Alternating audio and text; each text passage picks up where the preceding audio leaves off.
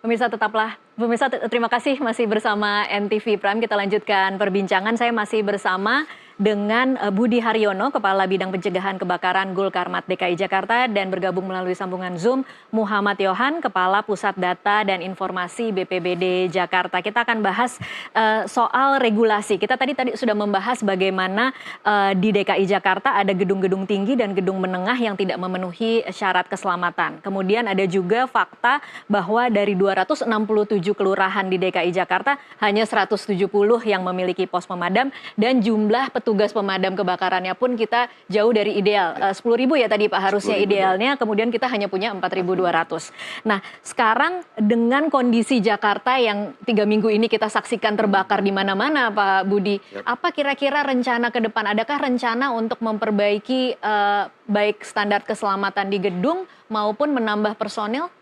Ya, baik. Kalau untuk menambah personil batasnya, jadi tahun ini Pemda DKI walaupun belum maksimal ya, tapi kita ada 215 CPNS untuk pemadam kebakaran. Jadi tenaga petugas pemadam kebakaran itu juga cukup membantu nantinya, dan kita juga akan mencoba memaksimalkan masalah peran Redcar. Jadi nanti Redcar itu batasnya sesuai dengan Pergub 42 tahun 2023, nanti staf RT itu ada 2 anggota Redcar yang dibekali dengan APAR. Nah, kita berharap dengan adanya Redcar dan APAR di satu RT itu, karena kita pasti paham bahwa kebakaran tidak akan mungkin langsung besar, pasti dari kecil. Nah, kita berharap dengan adanya Redcar dan APAR itu kebakaran awal itu bisa kita padamkan gitu. Dan kemudian juga kita senantiasa terus menerus bekerja sama juga dengan jajaran samping. Kita juga banyak pos pemadam itu kita melibatkan dari jajaran samping. Ada yang pos pemadam kami di BIN, kemudian di Taman Mini, di Ancol, banyak tempat lah. Jadi nanti kita coba usahakan, karena kan ketika ada pos pemadam di satu kelurahan, penting respon time. Respon time itu artinya ada kejadian kebakaran kita cepat sampai, dan itu insya Allah akan cepat meminimalkan kebakaran. Dan juga untuk masalah gedung-gedung, kita akan senantiasa melaksanakan tadi pemeriksaan, dan juga kita nanti tahun ini kita coba untuk melaksanakan lomba Fire Safety Challenge namanya. Jadi itu nanti para pengelola bangunan gedung kita undang seluruhnya, kita lomba. Karena mudah-mudahan dengan cara itu yang pertama terjalin silaturahmi, yang kedua juga transfer pengetahuan, knowledge, dan mudah-mudahan dengan cara ini kesadaran pemilik atau pengelola gedung terhadap masalah bahaya kebakaran bisa maksimal. Ini belum pernah dilakukan sebelumnya berarti? Sudah. Oh, sudah. Ini kita program tetap 2 tahun sekali. Karena memang itu kan kesibukan mereka juga, dan itu salah satu peran kami sebagai bidang pencegahan untuk melaksanakan pembinaan kepada pengelola bangunan gedung. Seperti itu Mbak Tasya. Kalau catatan Pak Budi, soal tadi kan ada juga catatan soal evaluasi bagaimana akses masuk. Kadang-kadang kan kebakaran terjadi di pemukiman padat penduduk yang kemudian mungkin bangunannya semi permanen, susah untuk masuk. Itu apa yang kemudian bisa dilakukan Pak Budi? Ya, kita pertama titik masalahnya memang kalau bahaya kebakaran selalu ketika cerita masalah persoalan penyebabnya listrik. Nah, kita dari kemarin kita kerjasama juga dengan PLN, kita laksanakan opal, karena memang banyak juga di masyarakat tingkat kesadarannya kan juga masih dulu ketika masih muda dayanya hanya 900 watt, hanya ada mungkin TV kipas angin. Tapi kemudian tahun ke tahun kehidupan semakin baik, beli kulkas, kemudian beli Magicom, beli mesin cuci, beli AC dan sebagainya, yang harus idealnya mungkin sampai dengan 300. Tapi tetap mereka daya tidak berubah. Banyak cara, misalnya cukup ganti MCB misalnya. Tapi itu persoalan karena kabel yang hanya 900 ketika dilalui oleh tadi bisa sampai 1.300 lebih, suatu saat kabel itu dia akan panas dan meleleh.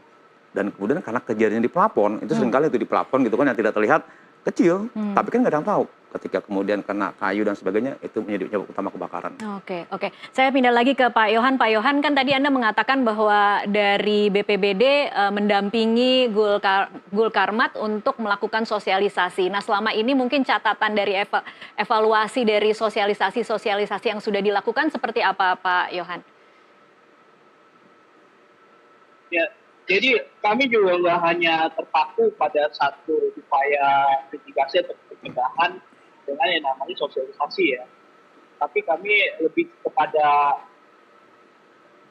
diseminasi ya. Diseminasi kami mengadakan festival pendidikan mitigasi bencana ya di tahun 2003, 2024, dan nampaknya di tahun 2025 ini kami akan mengambil tema ini kebakaran ya. Kalau tahun pertama kami mengambil tema tentang bencana gempa, kemudian tahun 2024 itu bencana hidrometeorologi, dan kali ini nampaknya di 2025 ini cukup menarik nih kalau kami mau mengangkat tema tentang kebakaran. Apa yang dilakukan di Festival Mitigasi Bencana, kami mengadakan lomba-lomba ya yang untuk para pelajar ya. Lomba yang pertama itu lomba membuat video YouTube terkait dengan bencanaan, kemudian ada juga lomba karya ilmiah, dan tahun 2024 ini kami menambah lomba dengan lomba pembuatan denah evakuasi ya, evakuasi gempa gitu. Dan mungkin di tahun 2025 ini kita akan mengadakan lomba pembuatan denah evakuasi bencana kebakaran. Jadi itu mungkin tambahannya. Dan pada prinsipnya yang namanya bencana itu tentunya kita nggak mungkin bisa mengatasi sendiri ya bencana apapun. Oleh karena itu dalam pelaksanaan S3 ini kami dibantu oleh CSR dari perusahaan-perusahaan. Tahun pertama kami ada 1 perusahaan, tahun kedua ada 3 perusahaan, tahun ini mudah-mudahan bertambah nih baik sponsor maupun CSR untuk kami melaksanakan festival pendidikan siapsiagaan bencana lebih masif lagi ya. Itu harapannya kita menjangkau untuk salah satu bentuk inovatif dari sosialisasi, kita menjangkau usia-usia pelajar ya untuk bisa sama-sama lebih peka terhadap mitigasi bencana. Baik, itu cukup efektif ya Pak Yohan ketika dilakukan lomba-lomba seperti itu sebagai bagian dari sosialisasi kepada masyarakat? Kalau penilaian kami cukup efektif ya. Kami juga cukup kaget juga sama antusiasme peserta. Salah satu jenis lomba itu adalah lomba cerdas cermat ya. Itu kami sebetulnya hanya mencoba saja, ternyata pesertanya cukup membludak. Bahkan kami harus membuat putaran final, yaitu di putaran final itu kita seleksi 12 tim terbaik ya. Nah, kita bikin seleksi online malahan supaya kita bisa dapat 12 finalis ya. Dan tahun 2024 itu pemenangnya dari SMA 8 untuk lomba cerdas cermat kebencanaan. Baik, saya ke Pak Budi untuk mungkin pertanyaan terakhir karena Pak Budi harus meninggalkan studio kami setelah jeda azan maghrib. Pak Budi, jadi apa kira-kira kalau bisa memberikan pesan kepada masyarakat, apa yang harus dilakukan ketika terjadi korsleting listrik? Ya, yang baik pertama Mbak Tasha, buat masyarakat, himbauan kami dari Dinas Gulkarmat, senantiasa Anda tuh mempunyai peralatan listrik yang paling tidak SNI, Standar Nasional Indonesia. Nah, karena banyak di luar sana di tempat-tempat jualan peralatan listrik itu mereka tidak SNI, mereka murah dan bisa digunakan. Nah, tapi persoalannya itu yang seringkali menjadi penyebab utama kebakaran. Dan yang kedua juga jangan melakukan punya listrik karena ini juga menjadi persoalan salah satu penyebab kebakaran utama juga. Kemudian yang ketiga juga senantiasa kalau Anda bepergian pastikan bahwa semua peralatan listrik dalam kondisi itu kalau bisa dicabut aja daripada bersiko. Kemudian yang keempat juga jangan kadang-kadang kan kita itu steker tuh disambung bertumpuk gitu. Nah, itu juga menjadi potensi untuk jadi kebakaran akibat listrik. Baik. Seperti itu mungkin. Baik, terima kasih Pak Budi untuk waktunya bersama kami di NTV Prime. Pemirsa tetaplah bersama NTV Prime usai jeda azan maghrib untuk wilayah Jakarta dan sekitarnya kami masih akan kembali.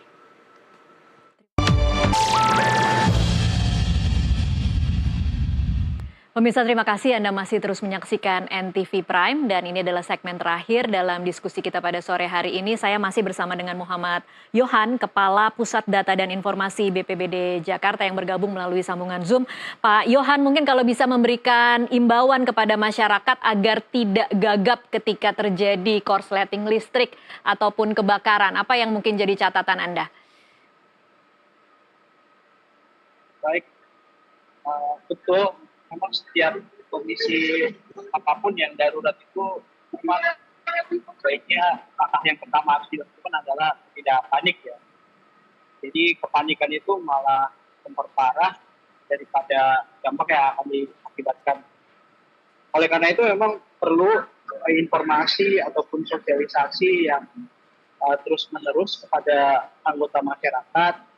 Seperti misalnya kalau ada kompor mungkin ledak tabung gasnya, itu yang harus dicari itu bukan air dalam gayung ya, tapi itu harus mencari anduk atau kain, itu dicelupkan ke dalam air, baru ditutup apinya.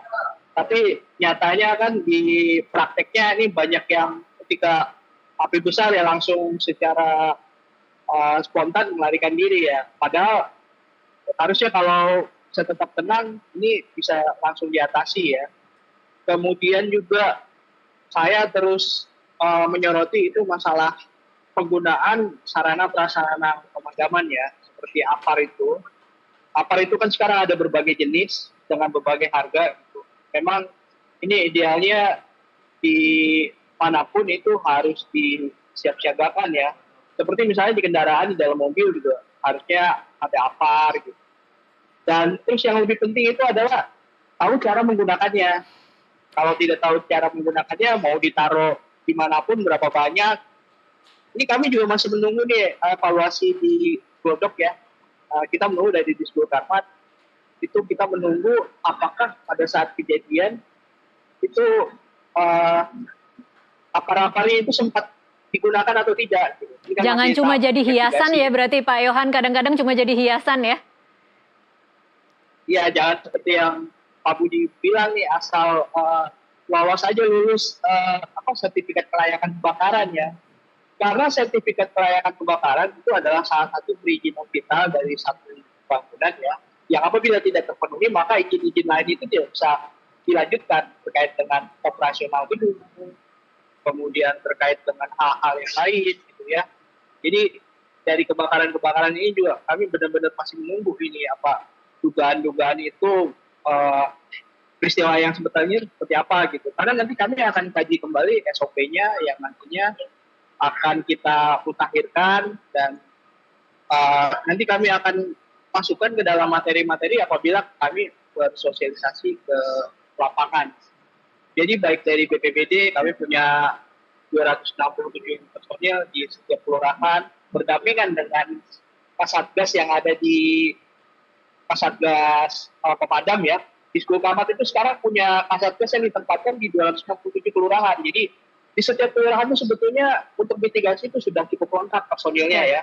Ada dari Disbul Karmat itu Kasatgasnya, kemudian ada dari BPBD itu petugas penanganan bencana ya. Dan biasanya kami berkolaborasi ini untuk melakukan sosialisasi. Dan sederhana aja sebetulnya untuk sosialisasi itu bukan berarti satu event-event yang besar ya, tapi misalnya pertemuan-pertemuan warga kami hadir, dikasih kesempatan 15-30 menit untuk mensosialisasikan misalnya bahaya kebakaran, kemudian bagaimana mitigasinya. Kemudian juga tadi sudah diungkapkan oleh Bang Budi ya dari Disbul Karmat bahwa untuk menyikapi kekurangan jumlah personil ini kita memberdayakan masyarakat dengan adanya LKR ya. Ini kalau pengamatan kami sudah cukup efektif ya, karena ketika di TKP-TKP bukan hanya di Disbul Karmat saja, tapi rel-rel yang memang sudah dilatih untuk membantu ini juga terus serta memadamkan ya. Baik. Itu yang kami lihat. Baik, baik, terima kasih Pak Yohan. Semoga jadi catatan dan kemudian jadi perbaikan di masa depan dan mencegah jangan sampai kemudian Jakarta dilanda kebakaran lagi di minggu terakhir di bulan Januari 2025 ini. Terima kasih banyak Pak Yohan untuk waktunya bersama kami di NTV Prime. Dan pemirsa tetaplah bersama NTV Prime, kami masih akan kembali usai jeda.